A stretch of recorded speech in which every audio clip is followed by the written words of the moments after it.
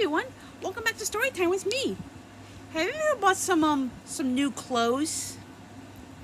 Well, I bought some like new shirts, pants, and have you ever donated some clothes to a thrift shop for a good cause? I've done that too. So today's story is going to be about the Emperor's new clothes. And in case you're probably why is he naked? Let's see what happens in that story. So without further ado, let's get on to it. Once upon a time, there was a vain emperor who loved clothes. He made sure he always looked splendid all the time and had a different outfit for every day of the year. One day, two strangers came to town, stating they were weavers and that they could manufacture the finest clothing that could ever be imagined. The word spread quickly and came to the emperor's ears. "If they can truly make wonderful clothes, I want to meet them," the emperor said. And so the emperor's footman arranged a meeting with the two strangers. A little round man and a long, thin man arrived at the palace, and they bowed before the emperor. "Slimus and Slick at your service, your highness," they said. "I hear you make wonderful clothes. Is it true?" the emperor asked. "Oh, yes. Not only wonderful clothes, but magical clothes, your majesty," Slimus said. "Only clever people can see them. Stupid people can't." "I have no magical clothes," the emperor thought. "I need to have them." "Are the clothes splendid?" the emperor asked. "Oh, very splendid, your highness," Slick replied, "but very expensive, as you can well imagine." "Take all the gold you want," cried the emperor. "Just make me those clothes." 1 week later, Slimus and Slick returned to the palace to show the emperor the clothes they had made. "Here are your beautiful clothes, your majesty. Don't they look splendid?"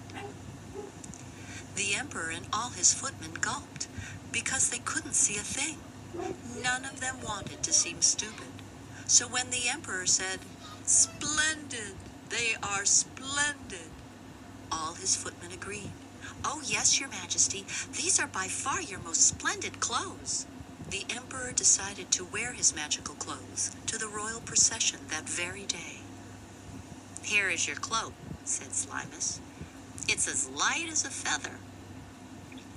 "Oh, your highness, your clothes fit you so well," added Slick. The emperor admired himself in the mirror. "Don't I look magnificent? People will talk about me for years to come."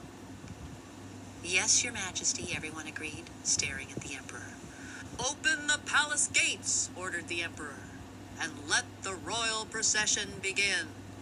The crowd gasped when they saw the emperor.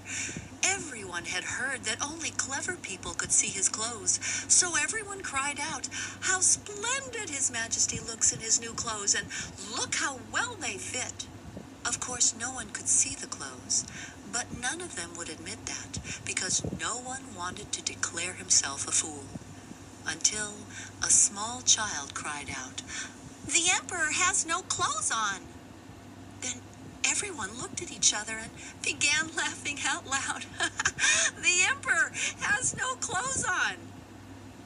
The emperor realized he had been fooled by Slick and Slimus, and that he was indeed naked. He blushed bright red, but thought it was better to continue the procession under the illusion that anyone who couldn't see his clothes was a fool.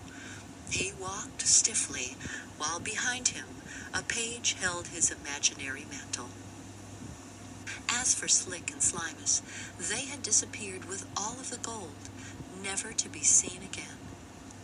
But at least one thing turned out, as predicted by the emperor. People did talk about him for years to come. The end. This is what Ivy League. So that's why you gotta be very careful, who you hear from, because sometimes you can be tricked. So I hope you enjoyed today's story. Bye, everyone.